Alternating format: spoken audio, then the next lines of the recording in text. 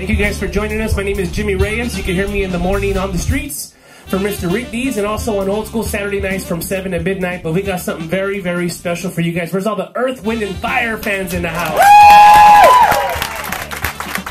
I'm going to bring out the host. What's up, Chris? How you doing, man? See some familiar faces out there from Beat on the Streets. But I want to bring into you the new morning guy on Hot 92.3. Please show your love. He is back in Los Angeles, Mr. Rick Dees, ladies and gentlemen.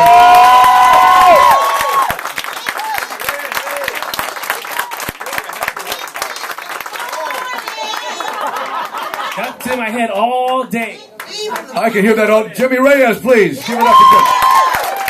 And if you don't mind. Dees in the morning. Oh, that is that. What's your name? Kathy Sales. Kathy has a great story because somebody in your family just got a scholarship. Yes, from Cerritos, California. They took CIF twice at Gar High School. Javante Sales, Point Loma, coming up. Hey, look at this. And listening to what radio station? 92.3, Rick Dees in the morning. That is super. I can't tell you how terrific that makes me feel, but I can kick it up a notch for you. Because you know what? When you go back and look at artists and groups, very few make it a year. We'll see how far we go with Lady Gaga and Katy Perry and all those. They're going to look at groups like I'm about to bring on and say, I would love to have that. And I'm talking about Earth, Wind, and Fire. You know what I'm saying? Oh, yeah. Uh-huh. It's all about love. And, you know. Yeah. So, Hot 92.3 has a wonderful experience with this group. And they're going to be at the Nokia Theater live with Aaron Neville tonight. So it's going to be a really good show. But you're going to get intimate and close and really just this, hold on, this close right here to Earth, Wind, and Fire. So without any further ado, I'd like to bring on a couple of founders, the guys who really know the chemistry of what it takes to make you feel good. Verdine White and Ralph Johnson, Earth, Wind, and Fire. How are you, sir? Fantastic. Ralph? Yes, sir. Hey, good day, good day, good day. How's it feel? Feels great, feels great. Good morning, everyone. How are you? Good morning. What a lively bunch. Oh, yeah.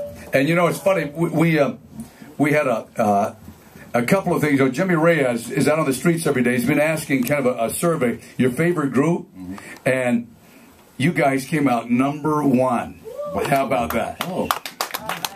In the top 5, I mean, it's just, I'm not even going to say who else is in the top 5. When you got Earth, Wind, and Fire here. Give us a name, come on. Stevie Wonder. All right. Yeah. Okay. Right. Madonna actually got in the top 5. Okay. You know, but that's enough. This is all about Earth, Wind, and Fire. And take us back, if you don't mind, Verdine. I mean, what was it like when you were just starting out, and how did you have an idea for a group? How did you come up? Let me do the basics. Your name and how you got together. Well, actually, the credit for that goes to my brother Maurice White. You know, I'm sure you know. Yeah, she knows all about love and all that. And you know, he had an idea about coming up with a band that could do a lot of different kind of music, a band that could cross over to all types of people, and the name of Earth, Wind, and Fire came from his personal astrological chart. That's how the name came about. Wow. And you're fire. Right? Yeah. I mean, who has the worst temper, you or Maurice? I don't think we have tempers anymore. We're kind of too old for that. Yeah, we kind of like just kind of smooth. Yeah, we talk it out over coffee or tea. Yeah, that's right. Got to be mellow. Let me tell you something else. But the different varieties of and influences. Where do you Ralph, the influences in music, who influenced you as a group? Because it's all over the page. Well, I tell you what, all of the musicians in the band have listened to a lot of people growing up. I mean, I'm from LA and I was listening to James Brown and all the Motown stuff, Stax, all of that stuff. And then when the British invasion started, I was listening to all the British stuff, you know. So I listened to a lot of different things coming up. And so I got turned on to jazz at like 13. So within the group, we try to incorporate all those various genres of music. You know? And for those who don't know, name the instruments you play and Ralph, both of you, because you're both trained professionally. My main instrument is bass. You know, I mess around a little bit piano, guitar, but my main instrument is bass. That's the one I started with as a teenager, and the one that, you know, I just kept doing over and over and over. What kind of bass do you play? I'm using several. I'm using a Yamaha BB3000, Roger Sadowski, an Ibanez, and I've just got a new Paul Smith. And the reason it's so quiet, I don't think they know anything what we just got through talking about. No, because I was going to translate. The reason I asked him is because, let me translate for what he just said. If you pull up to any stop sign, anywhere, this is what you're going to hear. That's him. And that's what the bass we're talking about. Only one. Here he is. Right. And we were talking about brands of bass. Those are different brands of different kind of instruments, you know, like, you know, cars or you know, things like that. My washing machines. Yeah, right. My primary instrument is drums. I took my first drum lesson when I was 8 years old, and I play DW drums. My favorite kit. Oh yeah, Pisces cymbals. But that's what I do. But when you see the group live today, I'm out front doing vocals and percussion. It's really a band full of drummers. If you check it out, you know. So which really, when you get down to it, that's what people are responding to. It's that beat that just thumps your sternum, as they say. And Maurice was a drummer. You know, he played with Ramsey Lewis for 5 years prior to Earth, Wind and Fire, and then prior to Ramsey, he did a lot of those records at Chess Records. You know, Fontella Bass and things like that. So, you know, so Cadillac Records, yeah, that's right. He was part of that. And you know your stuff. Watch it every night. Yeah. So by the time he got to Earth, Wind and Fire, he had heard a lot of music, seen a lot of music, and had an idea how he wanted to form a group that could really do a lot of different types of things. And as you can see, both of you, it's got to make you feel terrific to look out and see all different generations embracing Earth, Wind, and Fire. Yeah. Really. We love it. Can you give it up for yourself? We love it. Now, interesting story. We find that people that came up with us, as we were working on our careers in the 70s, these people were working on their college degrees. There you go. And so now the people that came up with us are bringing their grandkids to the show. We think that's very interesting. Ralph, what's the stats on our playlist? What's the stats? It is said that every 1 minute and 38 seconds somewhere on the planet Earth on radio, an Earth, Wind, and Fire song is being played. Wow. That was good as that. Everybody can't say that. No. Are you kidding? And 20 Grammy nominations. I mean, you have every award, really. Is some award that you'd like to get that you don't have? I don't think we think about them too much. We now we get awards for just showing up. Yeah, right. But then we got a lifetime. What was the film award we got? It was the Golden Feather or something. I don't know. We got but there's still. I think there's still the Palm Springs. Oh, it's from the Temecula Film Festival. Right. We got an award, Lifetime Achievement. Lifetime Achievement. And I remember, I don't think we left the awards on the podium, so we left the awards. And mine's at home, Dean. I didn't get mine. I didn't get mine. Well, we'll have to talk to management. It's probably at the office. Somebody's fired. Yeah. And we use those award shows sort of as an excuse to have dinner for free.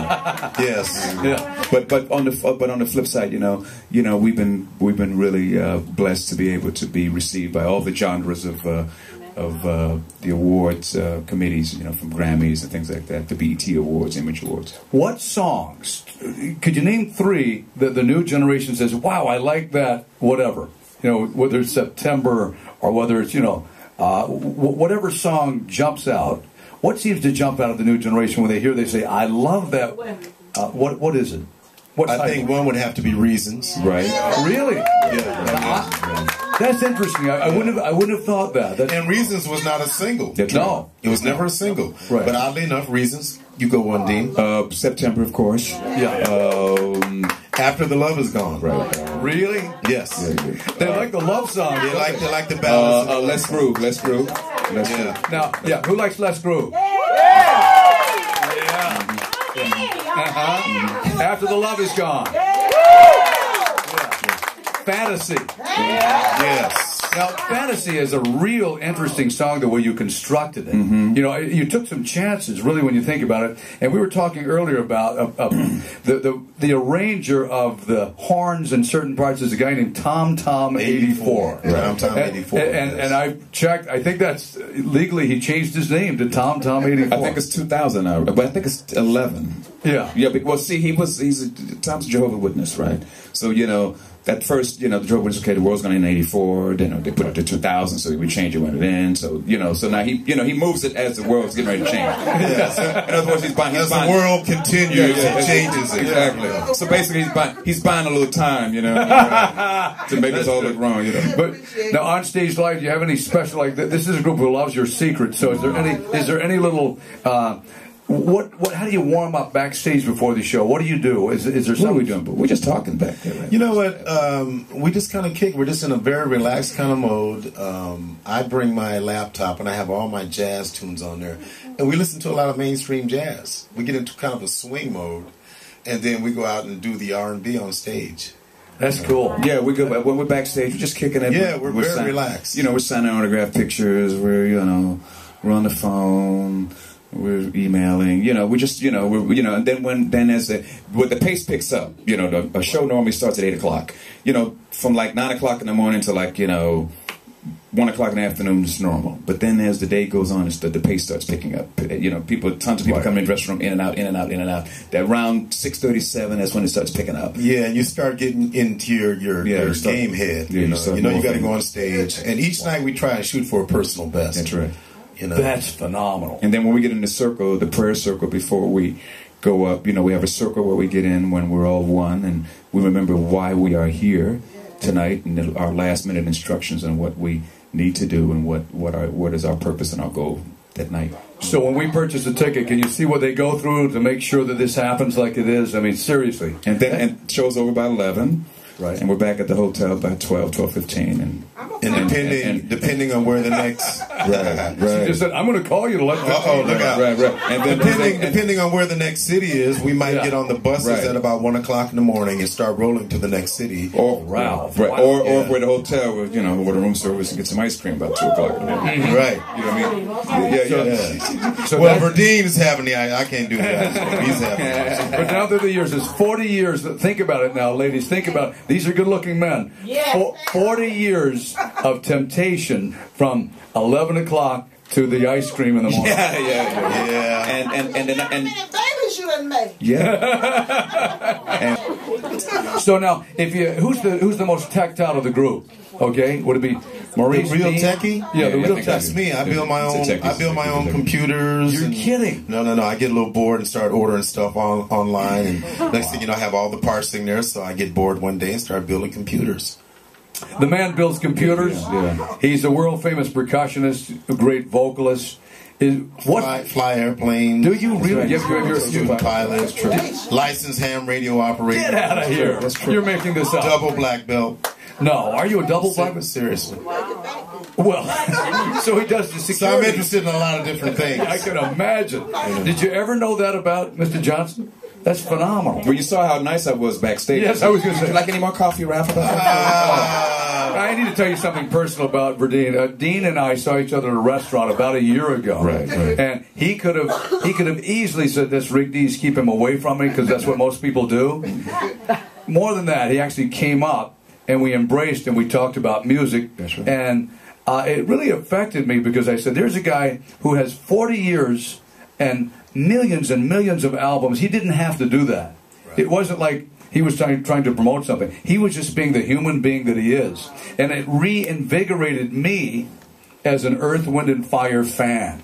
It made me want to tell a whole new generation about what you guys do. And I want to thank you for that. Really, thank you.